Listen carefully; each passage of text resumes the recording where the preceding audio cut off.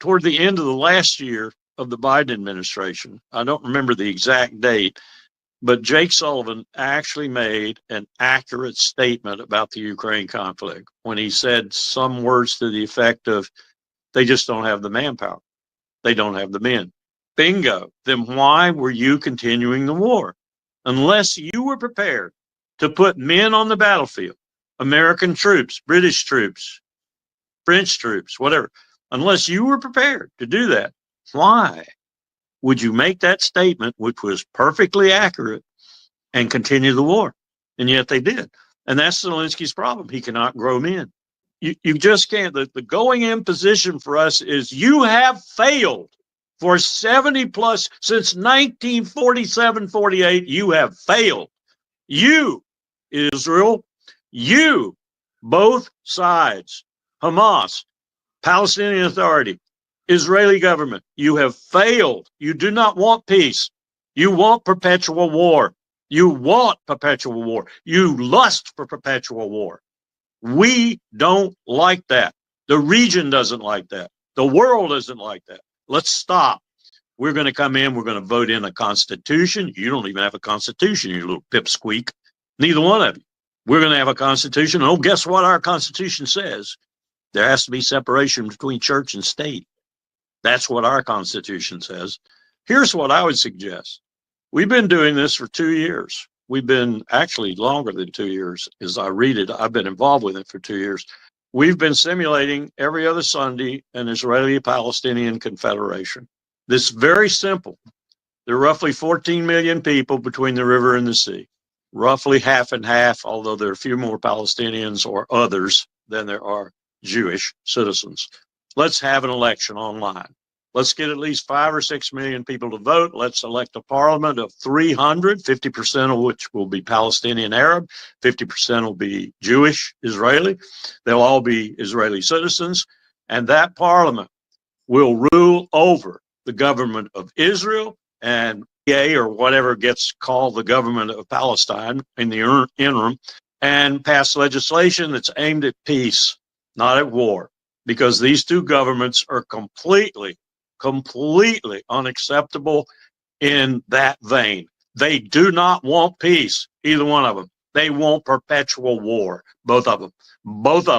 Hamas, too, if you pull them into the formula. We have all the Israelites, Israelis. We have all of these people participating. We have Knesset members, former Knesset members, who participate in these deliberations. It could work. It needs to be tried. We think we could conduct the election for about the cost of 1 day of war. And we think we could get 5 to 6 million to vote of the registered voters amongst those 14 million. Everyone who's a citizen would be given the right to vote. And the only people that would be accepted would be people underage. Everyone else could vote. Nobody could vote from the diaspora. None of those could vote. Just people living in and holding Israeli citizenship. Let's have a federal government with a constitution over both of those governments, and that federal government will bring peace. That's the kind of solution we need. We know from doing these simulations every other Sunday for years that you can do it, that it can work. We have all manner of Palestinians, all manner of Jews, all manner of Israelites on both sides. Now that's a solution. That's a solution that would work. These other things are just pie in the sky, I think. So I would say it's doomed to failure. It'll get a lot of mouth. It might even get a lot of money, especially from Riyadh. But I would say it was doomed to failure because I've never seen, since Lawrence of Arabia, I've not seen anything work for Arab states in this sort of fashion. Neither the Arab League, the Gulf Cooperation Council, or any individual Arab state, bar none, have a brilliant track record at such things. And you get different opinions and views about whether it would work in the long run. Almost everyone is supportive, Palestinian and Israeli, and neither. We had some Christians from Nazareth, for example. The Nazareth area, most people don't know this, the Nazareth area is really probably more Christian, more Arab, more Christian, more other than it is Jewish. It's one of the regions that has quite a polyglot of a population, for example. I like to play that region when I play a member of the parliament in the simulations because it gives me so much more perspective and so much more challenge to represent all of the people in that region because they're not all Jews, they're not all Palestinian Arabs and so forth. We've had people from the other side of the aisle too, though, and we've had some pretty tough Israelis on there who really let us know what they think. And we've had some Palestinians on there who are not necessarily predisposed to peace, but by and large, more Palestinians are predisposed to peace than are Israelis, which tells you something too. But we've had quite a few people, I can send you a copy of the list, who participate, and quite a few people who we have the usual crowd from the progressive side, the left side. Noam Chomsky, for example, has a video extolling what we do. Wholly different government, interested in peace, interested in bringing peace about and making the other government so embarrassed in the process that they eventually go along. Netanyahu has never wanted to go to phase two. Netanyahu wants to resume fighting. And while he's doing that, he's brought the West Bank to a new level of violence, killing, plunder, dispossession of property, routing out people and forcing them out. He's finishing off the West Bank. And Netanyahu is going to say that. He's going to say it over and over again. Then when they don't get them back, he's going to say it was Hamas's fault. And oh, by the way, he's also now so deep into Syria that we have burbles in Damascus and words coming out of Damascus that might tell you that they might put their act together here pretty shortly and oppose Israel. You also have a gentleman up there in the northern part of Syria who's just concluded a pretty good deal with the leader of the Kurds that he's opposed to. That settled, we're looking at the possibility of Erdogan giving Damascus a little bit of help. You're talking about the IDF being somewhat demoralized, been defeated by Hamas in Gaza, taking out its vengeance, as Netanyahu has directed it to do, on the West Bank citizens, wreaking havoc there, just as they were in Gaza.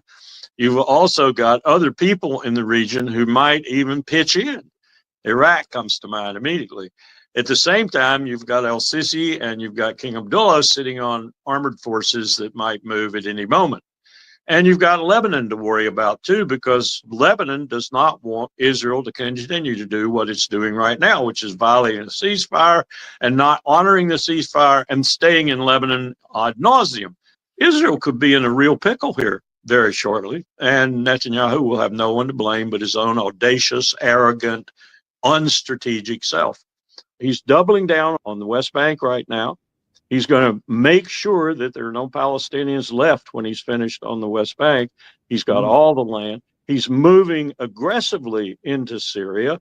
He's almost put an edict out, as it were, over the entire swath that Israel is influencing right now, which is much of the south of Syria, that no one should operate in there because they'll be hit by the IDF if they do. We have two theaters of war, one of them being closed down very wisely and realistically, and the other one being augmented to the point where you're going to get the Egyptians in, the Jordanians in, maybe the Iraqis in, the Syrians in, the Lebanese, such as they are, and maybe, and this is the big one, Turkey. And you're going to end the existence of the state of Israel in any capacity, Jewish, democratic, apartheid, authoritarian, whatever, because you're going to extinguish it because these people are possessed of the capacity to do that. And if you don't want that to happen, if what I just said happens, the U.S. will have to be wholesalely involved. Donald, do you want that? I didn't even mention Iran. I don't know what Hegseth would then render as an opinion to Trump, but I know what the opinions have been from the Pentagon about just going to war with Iran, just getting America enmeshed on the ground in the Levant. I know what those views have been, and I know what they should be. It's disaster. We wind up using nuclear weapons. I see the compulsion being enough. Enough is enough. And if the United States want to put an end to it, we will. And if the United States wants to come in, so be it. But I don't think they will.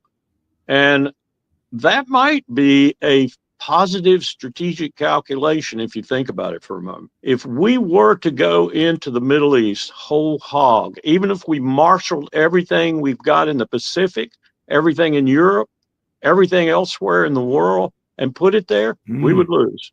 And the Pentagon can't be stupid enough that it would not tell Hegseth that. I think that's what we got. I do think that's what we got. And so you don't need any grasp of history or detail. You just blunder your way through the present and hope that the future is taken care of by the power with which you're blundering your way through the present. I hate to say it, but since 9/11, we've had quite a few presidents like that. Obama being the one exception probably, but in the end, Obama even turned into a person who was captured by the warfare state, if you will. But you recall those statements back there. I would have brought some of those out in a private diplomatic meeting. If you want to talk about Obama, Obama essentially said, we wouldn't start a war in the heart of Europe with Russia over Ukraine.